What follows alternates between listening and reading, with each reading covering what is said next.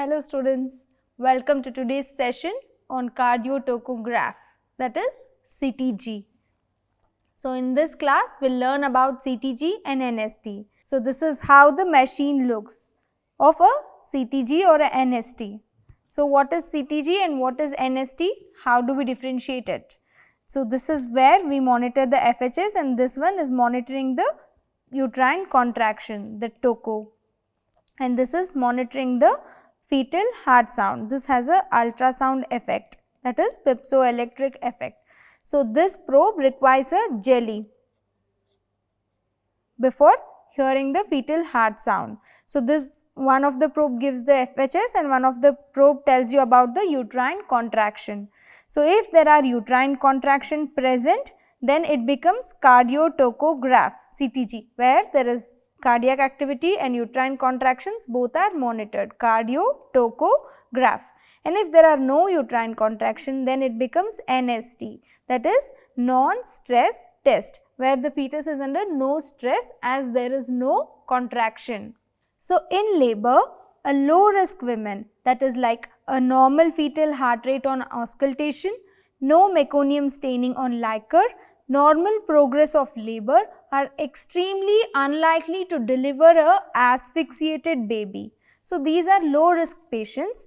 For everybody on admission, called as admission test, done for 20 minutes, that is electronic fetal monitoring is done as a screening in early labor, is enough to predict the likelihood of a subsequent fetal hypoxia. Initially, if the fetal heart rate in the early labor is okay, and if you are monitoring the fetal heart rate by stethoscope also later with no high risk category, then that is good enough for a low risk women. But electronic fetal monitoring is done for all patients once at least in labor. As an admission test we do for all patients in labor. For low risk women, we can further monitor the fetal heart rate by either intermittent auscultation or by CTG, that is cardiotocograph. In high risk women, fetal heart rate monitoring is always done by electronic fetal monitoring, that is cardiotocograph alone. So how do you read this CTG is what is taught in this class. The fetal heart rate pattern. First of all, when you get a CTG, you should look for the first and foremost thing is baseline fetal heart rate. We will explain you in detail in the later slide. So these are the main headings under which you will learn. The baseline fetal heart rate, baseline variability, accelerations, decelerations, and what are the different types of decelerations like early, late, variable and prolonged decelerations. This is how the NST looks. Coming to the important features of a tracing. Each horizontal line depicts 5 beats. You can see in this CTG there is so many lines like this horizontal line. So each line here depicts 5 beats of fetal heart rate. For example, this is 80 and this is 100. So 80, 85, 90, 95, 100. So there are 3 lines in between. That means 80 to 85, 85 to 90, 90 to 95, 100. Okay. So every horizontal line gives a value of 5 beats. And paper moves at the rate of 1 centimeter per minute. Okay, this can be changed, but normal standardly we keep it as 1 centimeter per minute. Paper moves at 1 centimeter per minute. Now coming to the dark line, the vertical lines. So this is a vertical line. This is one dark and this is one dark. So these two, the gap between these two depicts 60 seconds. So the lighter line, the gap between these two is 30 seconds. So you understood the two dark line, the time between them is 60 seconds or 1 minute and the lighter line is 30 seconds. Between the two dark lines it is 60 seconds and in between them there is a lighter line, that is half of it 30 seconds. So for 15 seconds half of the lighter line. So this is 60 seconds, this is 30 seconds, this is 15 seconds. You understood? These details are very important. If you know this, then only you can tell what is an acceleration, what is a variability, what is a deceleration, these details. So you understood? So every horizontal line depicts a 5 beats of fetal heart rate. Every darker line depicts 60 seconds of time, and half of it is 30 seconds and half of it is 15 seconds. This is the basic of NST or a CTG. What is the difference between NST and CTG? We already learned. So to brief this slide, NST is where there is no uterine contraction and CTG is where there is a uterine contraction. Every horizontal line has 5 beats per minute and every vertical line, with a darker line it is 60 seconds and lighter line it is 30 seconds and half of it is 15 seconds. And NST trace moves at the rate of 1 centimeter per minute. So this is how the NST looks. So this is how the fetal heart rate is shown and this is the uterine contractions. Here you can see there are no uterine contractions, hence it becomes a non-stress test. Whereas here you can see there are uterine contractions, so this becomes a cardiotocograph. First of all, coming to the baseline fetal heart rate. This is the first thing that you will see in a NST or a CTG, the baseline fetal heart rate. It is measured as a mean fetal heart rate rounded to increments of 5 beats per minute in a segment of 10 minutes. For example, if the fetal heart rate baseline you say it as 140, it is not 140, it won't go like this. Fetal heart rate always keeps moving up and down, 132, 135, 136 like that, it will be moving up and down. So on an average of this, you will take the mean as a baseline fetal heart rate, okay, excluding the areas where there is acceleration, deceleration or marked variability. There should not be any acceleration, deceleration or marked variability at that area you will take, and that will be the baseline fetal heart rate.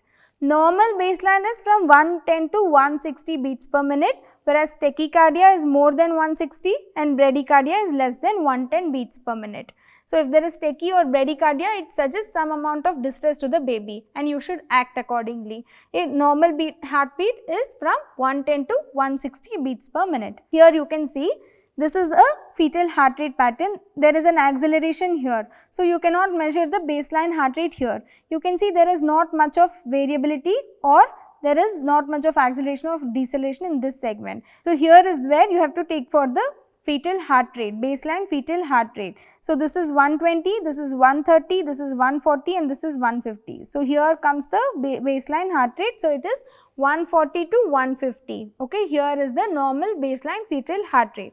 This is a CTG or a NST because it has contraction. This is a CTG. Baseline tachycardia, fetal heart rate of above 160 beats per minute is seen if there is maternal tachycardia. Causes of baseline tachycardia like 170 or 180 beats per minute, that will be the baseline. It's seen if the maternal tachycardia is there, or fetal hypoxia, anemia and cardiac arrhythmias are there. Maternal and fetal infections are there. Then drugs like ritodrin and terbutaline and atropine. These drugs also cause fetal tachycardia. These are the causes for fetal tachycardia. I'll show you a graph of fetal tachycardia. You can see this is a CTG where uterine contractions are there and you can see the baseline heart rate to be around 180. You can see this is the where there is not much of acceleration and this is the baseline heart rate. It is more than 160 beats per minute and lasting more than 10 minutes also. So 180 is the baseline heart rate in this CTG. Coming to baseline bradycardia, if the fetal heart rate lies less than 110 beats per minute, it is persistent severe bradycardia caused by fetal distress and congenital heart block. Okay, it is a sign of severe distress to the baby. Bradycardia is one of the characteristic feature to say it is a abnormal CTG. See here you can see the fetal heart rate here where there is no acceleration or much of variability. You can see the fetal heart rate is around 60 to 70 only. So there is 70 is the baseline heart rate. So it is bradycardia and this is a abnormal CTG. You understood how to check the baseline heart rate. The second thing that you have to check is baseline variability. Baseline or beat to beat variability is controlled by balance between the sympathetic and parasympathetic nervous system. Okay. Heart rate is never straight like this, as we already told, it will be moving up and down and this is normal and it should happen like this. Okay, it should happen like this. The normal variability is 5 to 25 beats per minute. The variability should be more than 5 and less than 25 beats per minute. If it is reduced less than 5, then there might be fetal hypoxia, and physiologically also it can happen if the baby is sleeping, and drugs like pethidine, morphine and atropine also causes baseline variability to reduce. Let me show you how to look for the variability or beat to beat or baseline variability. Here the heart rate is 120, this is 130 and this is 140. So, the horizontal line tells 10 beats per minute. Here you can see the variability is from 130 to 140. It's going up to 130, 140 and even more than a bit for a 140 and less than a bit for a 130. So, the variability here is about 5 to 10 beats. Whereas here you can see it is more. Here the variability is 15. Here you can see the variability is more. 2 lines are, it's almost going up to 2 lines. So, the variability is 20. Even more than 20, it's 22 here. Less than a little of 20, you can see from here to here, it is 18 beats per minute. That is how it is. Same like baseline heart rate where you take, there should be no acceleration. In the area where there is no acceleration, you will go, for example, this area you will see, and the baseline variability comes around 10 to 15 beats per minute. So, you can tell it as 10 to 15 is the baseline variability in this NST or a CTG. One more example, let me show you. Here you can see there are accelerations here. Here if you take, what is the variability? It will be around 5 to 10 beats per minute. So, here the horizontal line tells you 5, 100, 105, 110, 115, 120. So, every horizontal line is 5 beats per minute. So, it is moving up to one horizontal line, a little more than one horizontal line.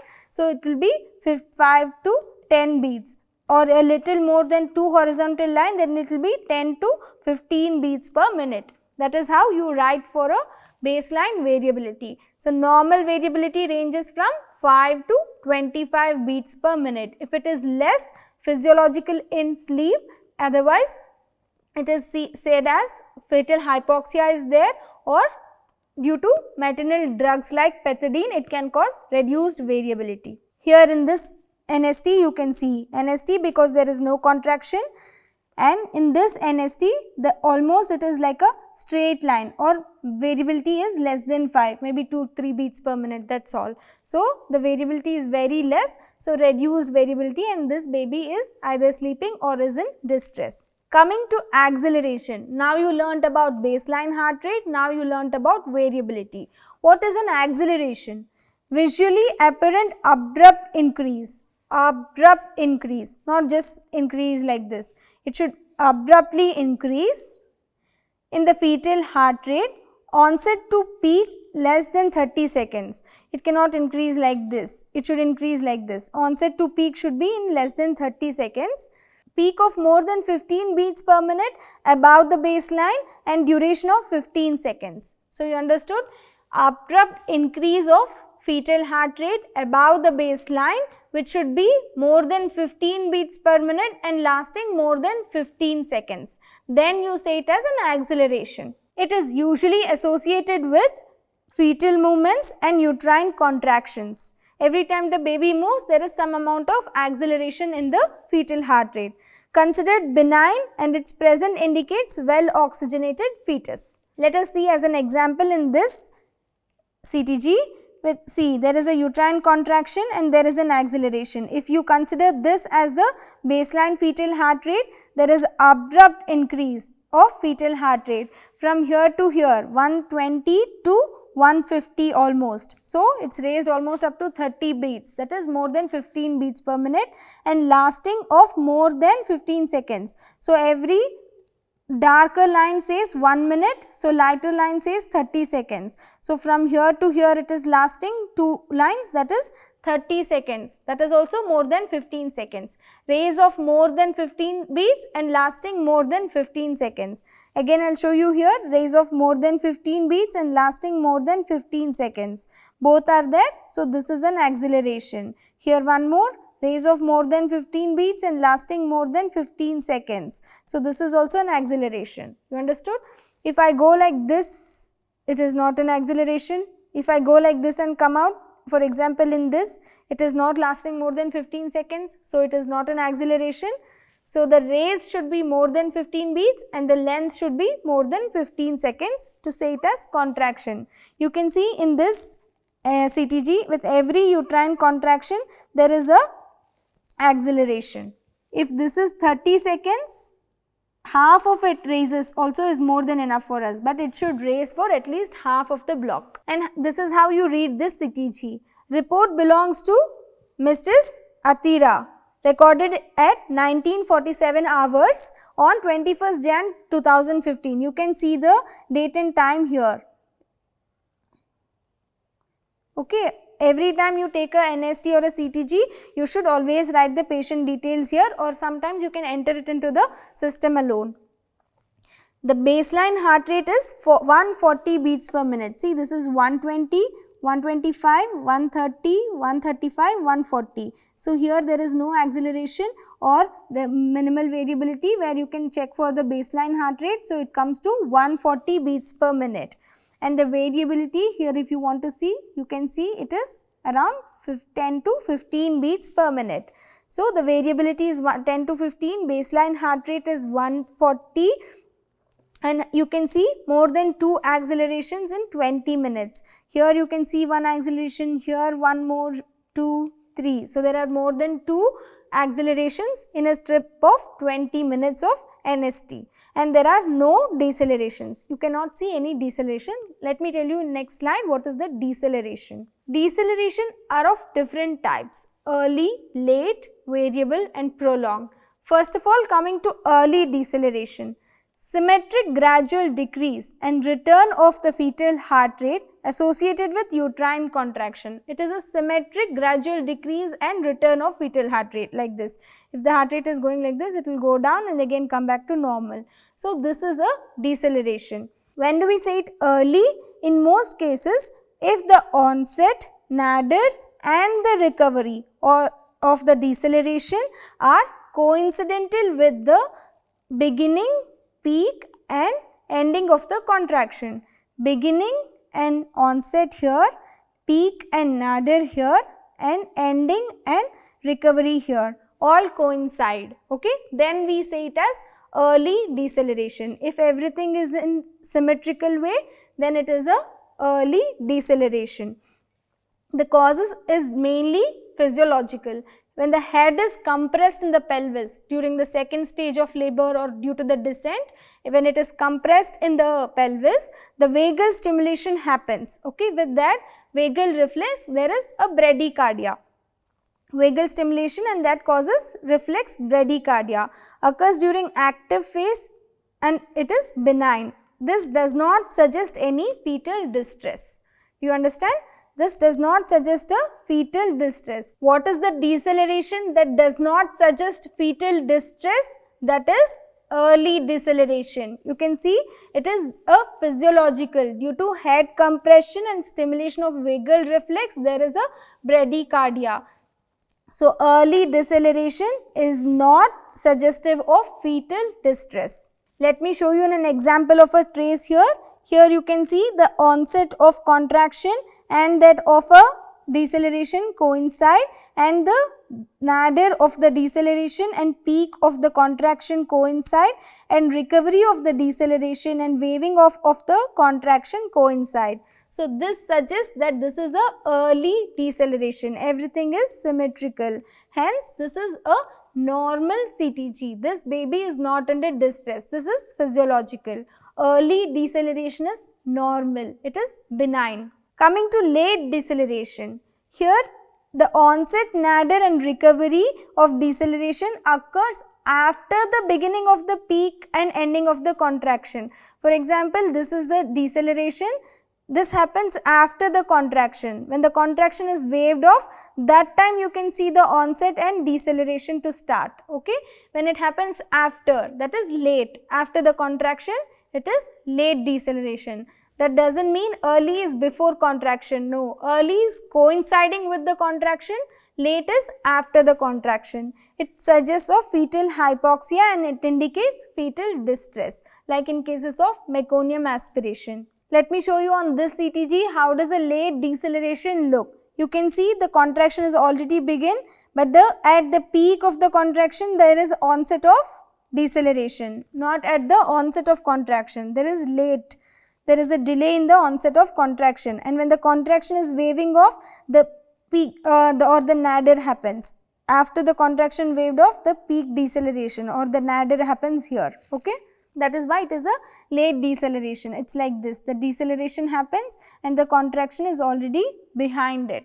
First the contraction and then the deceleration. Next, coming to variable deceleration, the different variety of deceleration. Here there is decrease in fetal heart rate for more than 15 beats and that lasts more than 15 seconds. Just like an acceleration, there is an increase in fetal heart rate. Here there is a decrease in fetal heart rate more than 15 beats and lasting more than 15 seconds. But it should last less than 2 minutes. Okay, more than 15 seconds but less than 2 minutes. It should not be more than 2 minutes. Any deceleration should not be more than 2 minutes. Then it is prolonged deceleration. So, 15 beats reduction and more than 15 seconds.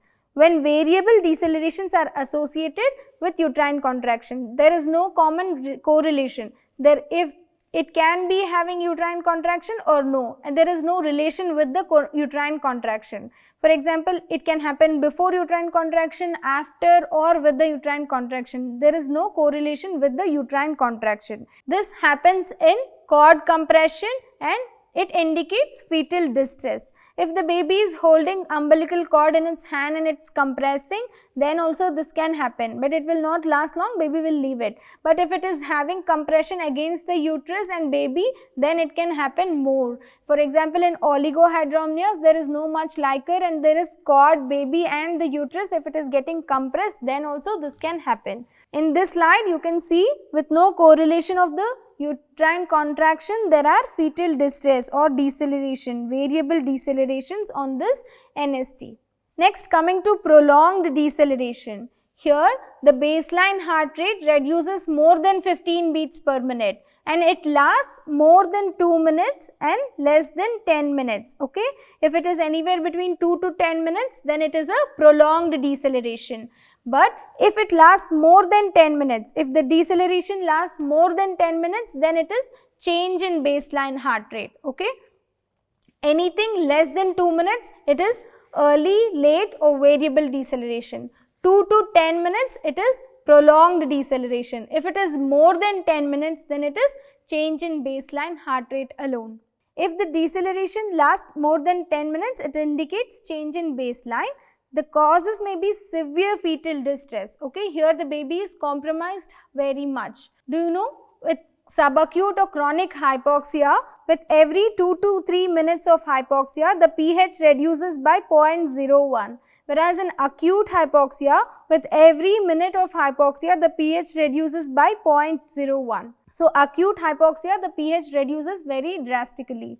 This is an example of prolonged deceleration where this is the baseline heart rate and it has come down for more than 2 minutes on less than 10 minutes. The fetal heart rate has come down for more than 2 minutes but less than 10 minutes. So, that is why this is a prolonged deceleration. Had it lasted more than 10 minutes, then it would have become change in baseline heart rate. Here you can see a sinusoidal pattern of fetal heart rate. It is a visually apparent smooth sine wave like undulating pattern where the fetal heart rate baseline with cycle of 3 to 5 per minute which persists for 20 minutes or more. Okay, if this is a 20 minutes trace, it is persisting 20 minutes or more where you can see in every minute there is 3 to 4 sine wave like pattern.